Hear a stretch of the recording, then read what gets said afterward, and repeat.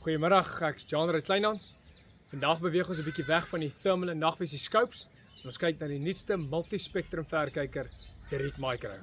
As ons na 'n paar spesifikasies kan kyk wat hulle wel verbeter het op hom. Hy het 'n groter lens nou, so hy het 'n 60mm thermal lens, beteken jy kry 3100 meter deteksie afstand.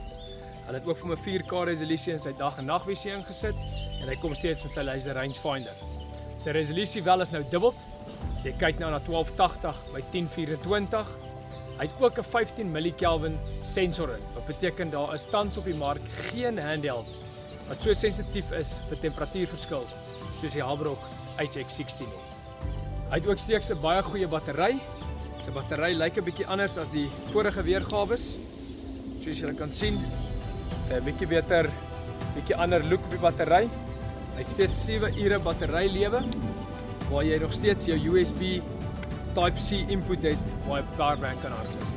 Hy het ook nou 'n funksie in wat hulle noem WDR of WDR, Wide Dynamic Range. Wat beteken hy pas jou brightness aan volgens die tyd van die dag waar jy jouself bevind. Maar soos hulle sê, goeie goed vat tyd, maar goeie goed kom ook met 'n prys. Maar met RIC Micro weet jy, dit wat jy betaal is dit wat jy kry. So jy kyk na die Habrok, as jy kyk na die 50mm lens, soos 2600 meter deteksie afstand, en dan het ons die HX16 met 'n 3.1 kilo deteksie afstand. Kyk jy na 'n prys van rondom 100 tot 131.000 rand.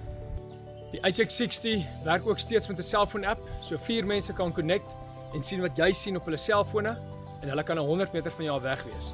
Hy neem ook foto's, video's en klank waar jy direk intern op hom kan rekord of die persoon wat sy foon hou kan self vir jou rekord en dit na tyd vir jou stuur. Jy kan ook selfs van die selfoon-app zoom, jy kan jou kleurpalette verander.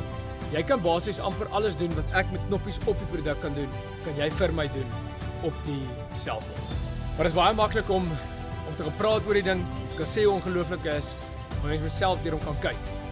So hier vat ek nou hom, footage wat ek self van hom geneem het, en ek gee jou die geleentheid om dit indirek te kan geniet.